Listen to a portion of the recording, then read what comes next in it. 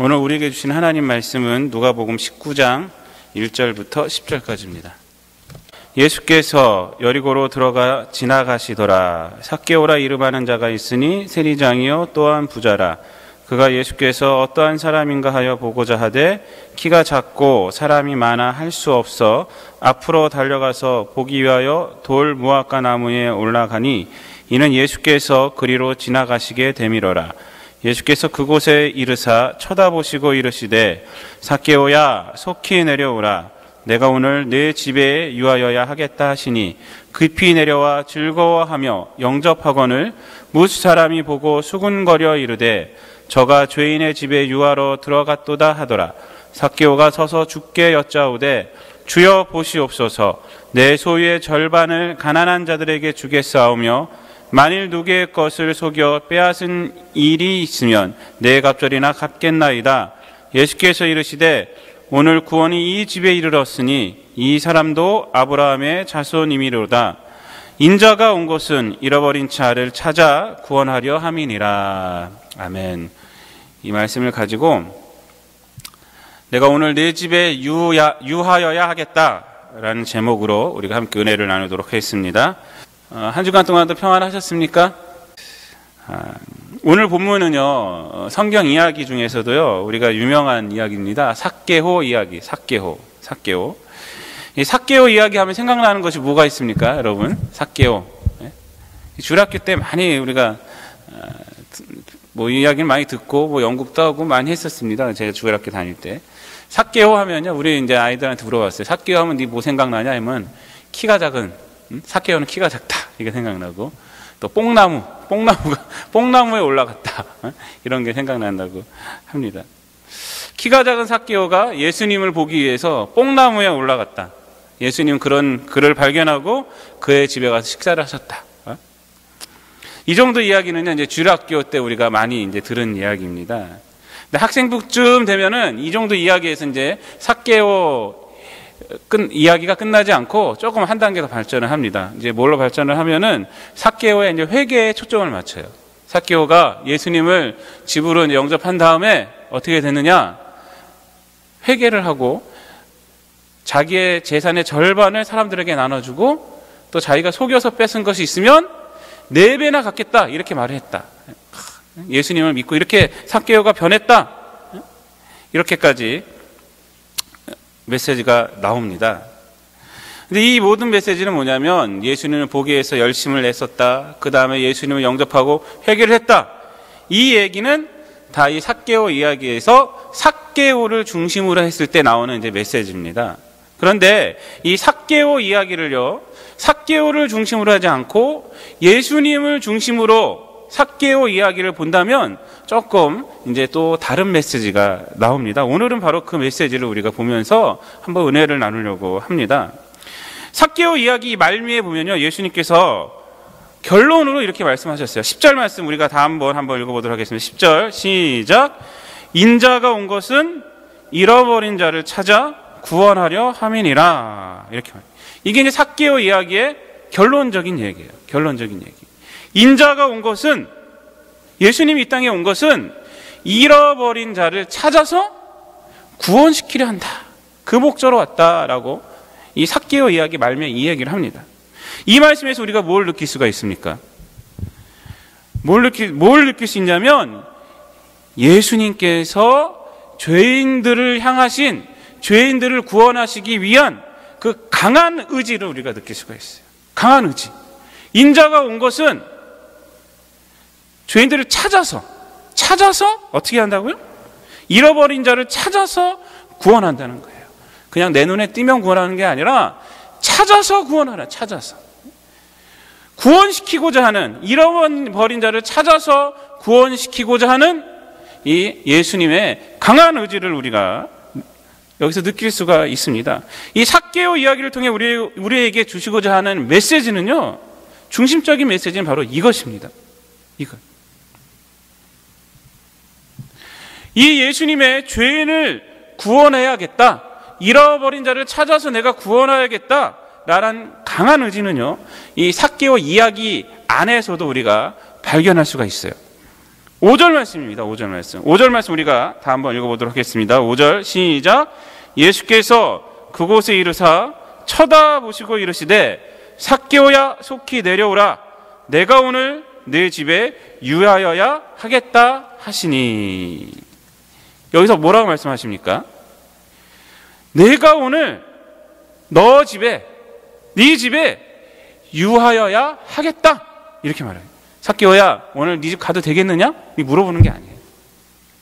삭개오야, 오늘 내가 네 집 좀 들리고 싶은데 그래도 되겠느냐? 이거 아니에요. 작정하신 거예요. 작정. 네 집을 내가 가겠다는 거예요. 내가 오늘 네 집에 유하여야 하겠다. 이것은요, 삭개오를 내가 구원시키고야 말겠다라는 예수님의 강한 의지를 나타내주고 있는 것입니다. 이 유사한 말이요, 어디 또 나오냐면 요한복음 4장에도 나옵니다. 요한복음 4장에 어떤 내용이 있냐면 그 우물가에서 사마리아 수가성에 있는 한 여인을 만나는 얘기가 나와요. 근데 예수님께서 그 사마리아를 왜 갔냐면 유대를 떠나 있다가 이제 유대에서 갈릴리로 돌아가는 도중에 중간에 이제 사마리아를 갔다가 가는 거예요. 근데 성경 말씀에 뭐라고 써 있냐면 요한복음 4장 4절에 이렇게 말합니다. 사마리아를 통과하여야 하겠는지라, 이렇게 말하고 있어요. 사마리아를 통과하여야 하겠는지라. 예수님의 의지입니다. 예수님의 의지. 통과하겠다는 거예요. 통과하겠다. 다른 유대인들 같으면요, 제가 지지난 시간에 말했지만 사마리아 동네는요 피해서 다녀요. 예? 거기 들어가질 않아요. 왜 들어갑니까? 거기를 자기가 왼수되고 그런 사람들인데, 예? 쳐다보기도 싫고 그런 사람인데 거기를 왜 통과해요? 일부러 피해가는 거예요. 다른 유대인들 같으면 사마리아를 피하여야 하겠다 이래야 되는데, 주님께서는 뭐라고 말했냐면, 성경 말씀 뭐라고 말했냐면 사마리아를 통과하여야 하겠는지라. 그리고 거기서 무슨 사건이 있었습니까? 수가성에서, 사마리아 수가성에서 아주 비참한 여인네를 만나요. 남편을 넷을 가르쳤어. 다섯을 가르쳤네. 지금 있는 남편도 동거하고 있는 거예요. 그 인생이 얼마나 슬픕니까? 그 인생이. 그 여인을 만나요. 그 여인에게 복음을 전해요. 내가 메시아다라고 해요. 또 그 여인을 통해서 그 수가성 동네에 또 예수님께서 복음을 전하십니다. 거기서 구원의 역사가 일어나요. 구원의 역사가. 오늘 본문의 삭개오에게 하신 말씀, 내가 오늘 네 집에 유하여야 하겠다, 이 말씀과 사마리아 여인을 만나기 위해서 한 예수님의 행보, 내가 사마리아를 통과하여야 하겠다, 사마리아를 통과해야 하겠다. 바로 여기서 우리가 무엇을 느낄 수가 있습니까? 그것은 인간을 구원하시려는, 구체적으로 죄인된 나를 구원하시려는 그 하나님의 의지, 그 하나님의 열심, 하나님의 작정, 그것을 우리가 느낄 수가 있는 거예요. 이러한 사실은 우리가 구원받은 것이요, 우리의 노력으로 되어지는 것이 아니라 하나님의 의지였음을 말하고 있는 것입니다. 저와 여러분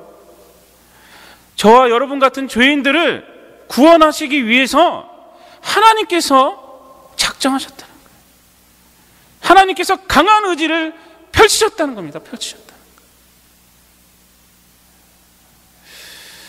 아마 여러분들도 이 기독교는 종교가 아니다라는 소리를 아마 한 번은 들어보셨을 거예요.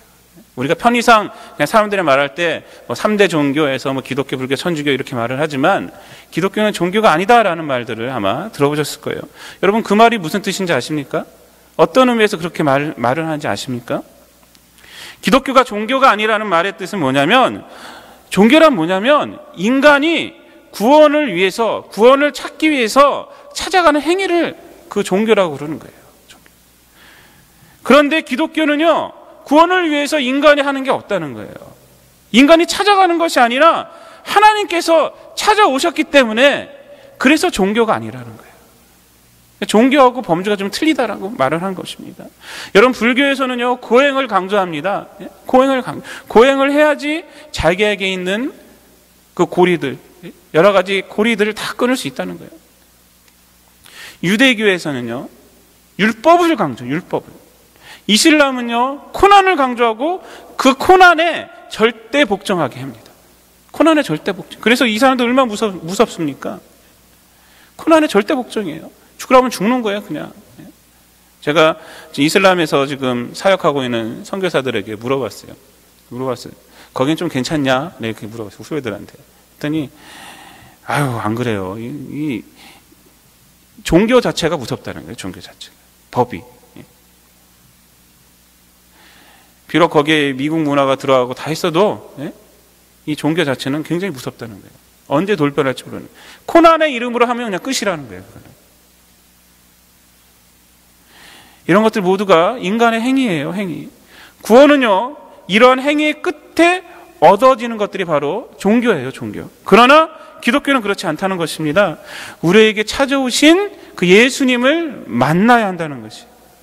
그 예수님을 만나요.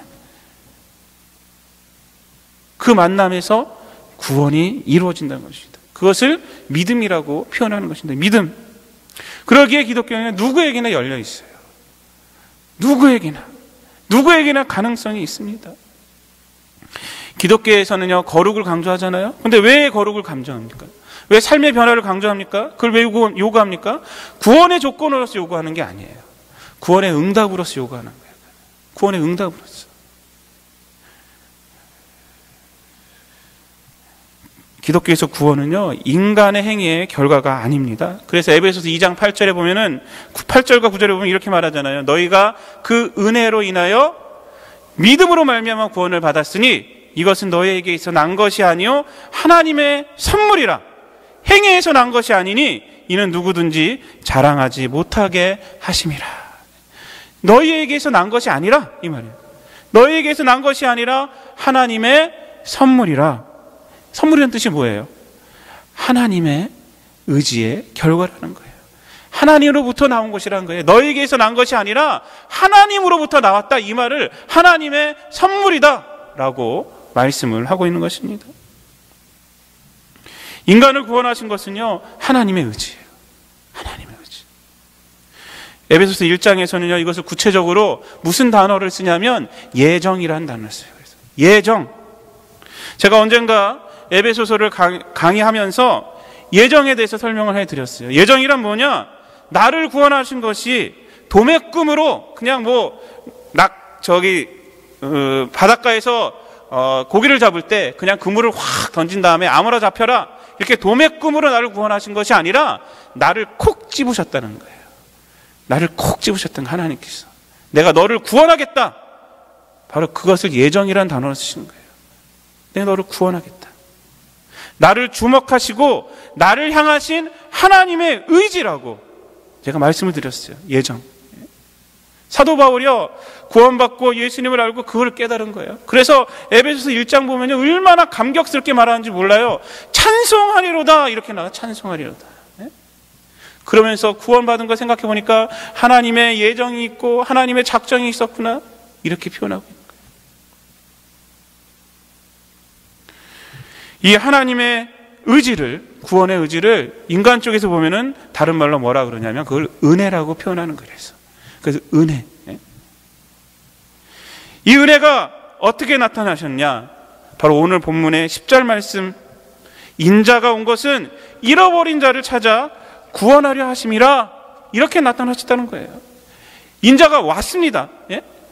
이 은혜 오셨어요. 예수님의 성육신으로 이 은혜가 나타났고, 어떻게 또 잃어버린 일을 찾는 행위, 예수님께서 이 땅에 오셔서 어떻게 하셨습니까? 찾는 행위가 가르치시고 또 병을 고쳐주시고 천국 복음을 선포하시고 함께 하심으로 지금은 또 어떻게 찾고 계십니까? 교회를 통하여 또 성령을 통해서 지금 사람들을 찾고 있는 거예요.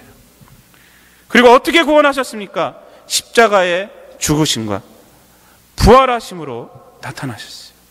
인자가 온 것은 잃어버린 자를 찾아서 어떻게 해요? 구원하려 하십니다. 오시고 찾으시고 구원하셨어요. 은혜가 이렇게 나타나셨어요. 예수님이 오시고 우리와 함께 하시고 십자가에 달려 돌아가셨어요. 그리고 부활하셨어요. 신적 행위입니다. 신적 행위. 이 신적 행위에 의해서 삭개오가 구원받게 된 것이고, 그는 구원으로 인한 기쁨에 넘치게 되었고 구원의 응답으로 회개의 열매를 맺게 된 것이에요. 우리들도 마찬가지입니다. 우리를 구원하시기 위한 하나님의 의지와 열심으로 저와 여러분이 구원받게 된 것입니다. 은혜입니다. 은혜. 이 은혜가 그래서 기독교의 핵심이에요. 핵심. 어떤 목사님은 이렇게 말합니다. 하나님은 자격이 없고 가치가 없는 사람들에게 당신의 무한한 사랑과 은혜를 무한히 탕진하고 낭비하는 분이시다. 그런데 이 낭비가 탕자를 구원하였다. 이렇게 말하시죠.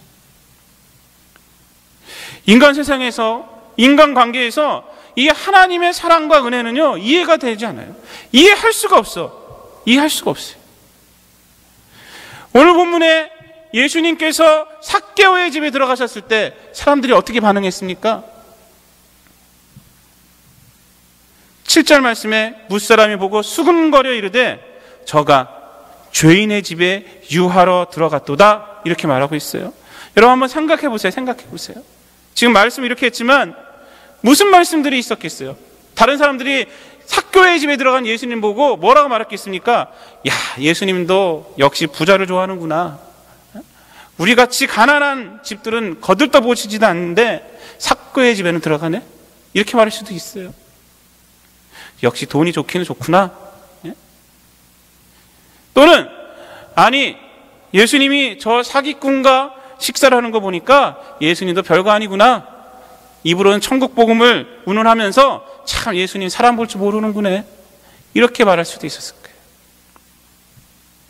그러나 예수님이 삭개오의 집에 들어간 것은요, 삭개오에 돈에 관심이 있어서도 아니고 삭개오가 사기꾼인 세리인 줄 몰라서도 아니에요. 예수님께서 왜 들어갔습니까? 예수님은 그를 구원하시기 위한 분명한 목적과 의지를 갖고 들어가신 거잖아요. 그게 바로 10절 말씀이잖아요. 인자가 온 것은 잃어버린 자를 찾아 구원하려 하심이라. 인간의 이성으로 이해하려면요, 이거 이해할 수가 없어요. 그걸 어떻게 이해해요? 어쩌면 인간들은요, 죄인을 용서하시는 하나님께 반기를 둘 수 있어요. 저 죄인은 절대 용서하시면 안 됩니다! 라고 말할 수가 있어요. 하나님의 사랑은요, 낭비입니다. 그 낭비예요. 그런 낭비는 하지 마세요. 라고 우리가 생각할 수도 있어요. 그러나 그 사랑과 그 은혜가 다른 사람이 아니라 바로 나에게 적용한다는 것을 우리가 깨달아야 돼요. 그걸 깨달을 때 그것이 은혜가 되는 것입니다. 자기를 구원하러 들어오신 예수님을 만난 삭개오가 어떻게 됐습니까? 다른 사람들은 다 수군거렸어요. 다 수군거렸지만 예수님을 만난 삭개오는 어떻게 했습니까? 즐거워했다 그래요. 즐거워하며 영접하거늘. 6절 말씀에 이렇게 했어요. 그리고 예수님께 서서 말해요. 저는 이 말씀 읽다가 깜짝 놀랐어요. 제가 서서 주께 여짜오되 여기까지만 딱 보면요, 주여 보시옵소서까지만 딱 보면은 꼭 예수님께 서갖고 재산 자랑하는 거 아닌가라고 생각할 수가 있어요. 근데 그 다음에 뭐라 그럽니까? 내 소유의 절반을 가난한 자들에게 다 나눠주겠습니다, 주님. 그리고 내가 속여서 뺏은 거 있으면요, 내가 거기에 4배로 해서 갚아버리겠습니다. 이렇게 말하고 있어요. 내가 그 사랑의 대상이구나. 내가 바로 그 하나님의 은혜의 대상이구나. 여러분 생각해 보세요. 그렇게 생각해 보세요. 낭비가 아니에요. 그거는 낭비가 아니라 은혜가 되는 거예요. 그때 기쁨과 감사와 삶의 변화가 일어나는 겁니다. 노예 선정으로 살던 존 뉴턴이요, 예수님의 이 사랑을 알고 나서 뭐라고 말했습니까? 할 말이 없었어요. 그래서 405장에 뭐라고 말합니까? 놀라우신 주의 은혜라고 합니다. 놀라우신 주의 은혜. 뭐 할 말이 없어요. 영어로 하면 우리가 더 잘 알아들을 수 있잖아요. Amazing Grace예요. 오 그레이스도 아니에요. Great Grace도 아니에요. Amazing Grace예요. Amazing. 예? Amazing Grace. 어마어마한 거예요. 자기가 감동할 수 없다는 거예요. 하나님의 은혜를 내가 깨닫게 되면은 할 말이 없습니다. 무슨 말만 나오냐면 왜 나 같은 것을 why me? 왜 나 같은 것을? 이 말뿐이 나올 게 없어요. 여러분, 기독교는요 심판의 종교가 아닙니다. 두려움의 종교도 아니에요. 기독교는요 은혜의 종교고요, 은혜를 통한 응답의 종교예요. 은혜를 통한 응답. 요한 사도는 우리가 잘 아는 요한복음 3장 16절에서 이렇게 말합니다. 하나님이 세상을 이처럼 사랑하사 독생자를 주셨으니 이는 저를 믿는 자마다 멸망치 않고 영생을 얻게 하려 하심이라. 또 17절에서는 하나님이 그 아들을 세상에 보내신 것은 세상을 심판하려 하심이 아니요 그로 말미암아 세상이 구원받게 하려 하심이라. 계속적으로 18절에서는 이렇게 말합니다. 그를 믿는 자는 심판을 받지 아니하는 것이요 믿지 아니하는 자는 하나님의 독생자의 이름을 믿지 아니함으로 벌써 심판을 받은 것이다. 심판에 대해서 이렇게 말합니다. 하나님이 뭘 해서 심판이 아니라 하나님의 사랑을 거절하는 것 그 자체가 심판이라는 거예요. 사랑을 중심으로 보고 있는 거예요. 심판도 하나님의 사랑을 거절하는 것이 심판이라는 거예요. 종교개혁을 이끈 마르틴 루터는요 그의 친구 멜랑히톤에게 보낸 편지에서 이런 말을 했습니다. 용감에게 죄를 지어라. 여러분들 놀라죠? 용감에게 죄를 지어라. 근데 그 다음에 뭐라고 말하냐면 그보다 더 용감하게 그리스도를 믿고 즐거워하라. 이렇게 말을 했어요. 유명한 말입니다. 용감하게 죄를 지어라. 그러나 이보다 더 용감하게 예수 그리스도를 믿고 즐거워하라. 이 무슨 말이냐면요 이 말은 죄를 지어도 된다는 말이 아니에요. 어떤 사람들이 이 말만 폭 끄집어내갖고 앞에 있는 것만 콕 끄집어내갖고 마르틴 루터가 이상하게 말을 했다라고 말을 많이 하는데 그 말이 아닙니다. 죄를 갖다가 막 지어도 된다 그 말이 아니에요. 인간을 구원하시려는 하나님의 의지와 열심과 하나님의 은혜가 인간의 죄보다 강하다라는 그 말을 한 거예요. 우리의 죄보다 어떤 죄인도 하나님의 은혜로 다 구원시킬 수 있다는 것입니다. 아무리 강한 새도요 용광로에 들어가면요 다 녹아버려요. 그 강한 새가 이 철골 구조가 되고 모든 것을 갖다가 다 지탱하고 있지만 아무리 죄가 태산 같을지라도 그 강한 새를 용광로가 녹이는 것처럼 아무리 죄가 태산 같을지라도 하나님의 사랑 앞에 온다면 그 사랑은 그 죄를 없애준다는 것입니다. 필립 얀시는요 그의 책 놀라운 하나님의 은혜라는 책에서 은혜란 무엇인가? 하나님의 사랑을 더 받기 위해 할 수 있는 일이 아무것도 없다는 뜻이다. 은혜란 무엇인가? 무엇으로도 하나님의 사랑을 약화시킬 수 없다는 뜻이다 라고 말하고 있어요. 하나님의 은혜보다 더 높은 인간의 공로는 없다는 것이에요. 하나님의 은혜를 약화시킬 어떤 죄악도 없다는 것입니다. 여러분 무엇이 복음입니까? 이것이 복음이에요. 이것이 복음이에요. 무엇이 복음입니까? 바로 오늘 본문 10절 말씀이 복음입니다. 인자에 온 것은 잃어버린 자를 찾아 구원하려 함이니라. 죄인을 찾아 구원시켜야 하겠다는 하나님의 이 의지와 이 행동이 바로 복음이에요.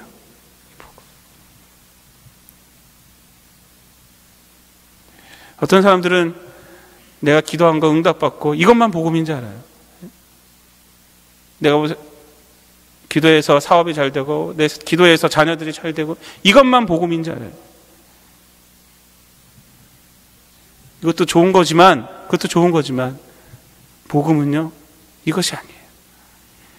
우리를 구원하시겠다는 하나님의 의지와 하나님의 행동, 바로 이것이 복음입니다. 이 예수님의 의지로 인하여 삭개오는 구원받았고 그에게 참 기쁨이 회복되었고 또 회개를 통하여 그의 삶이 회복된 것입니다. 우리가 구원받은 것은 또한 이 하나님의 의지 때문입니다. 저와 여러분이 구원받은 것, 이 하나님의 의지 때문이에요. 하나님의 의지가 없었다면요 우리는 결코 구원받을 수가 없는 존재예요. 죄 가운데 그냥 죽을 수밖에 없던 존재입니다. 우리가 구원받은 것은 그래서 은혜예요. 은혜. 사랑하는 성도 여러분, 말씀을 마치겠습니다. 오늘은요, 예배 후에 성만찬이 있습니다. 이 성만찬이 무엇입니까? 예수님의 이 은혜를 잊지 말자는 거예요. 이 은혜. 내가 구원받은 것이, 내가 예배 드리는 것이요, 내가 잘났기 때문에 구원받고 내가 잘났기 때문에 와서 예배 드리는 것이 아니라 하나님의 은혜로 된 것임을 고백하는 것이 이 성만찬입니다. 예수님의 찢기신 살을 먹으며 예수님의 흘리신 피를 마시며 나 같은 죄인 살리시기 위하여 세상에 오시고 또 나를 찾아주셨고 또 십자가를 통해 구원하신 주님 감사합니다 라고 고백하는 것이 바로 이 성만찬입니다. 또한 이 은혜 없으면요 제가 살아갈 수가 없습니다. 하나님 이 은혜를 나에게 부어 주시옵소서, 날마다 이 은혜를 새롭게 하여 주시옵소서 라고 고백하는 것이 바로 이 성만찬입니다. 오늘 이 성만찬을 통하여 여러분들 이것을 고백하시길 바랍니다. 오늘 이 성만찬을 통하여 이 은혜를 다시 한번 체험하시기를 바랍니다. 오늘 이 성만찬을 통하여 다시 한번 나를 구원하신 그 하나님의 의지, 나를 찾아오신 그 하나님의 열심, 나를 구원하신 예수님의, 구원하시기 위하여 십자가에 돌아가신 예수님의 그 희생, 이 은혜를 생각하시며 감격하시기를 우리 주님 예수 그리스도의 이름으로 축원드립니다. 기도하겠습니다. 사랑과 은혜가 충만하신 아버지 하나님, 우리를 구원하시기 위하여서 하나님께서 작정하시고 이 땅에 예수 그리스도를 보내주시고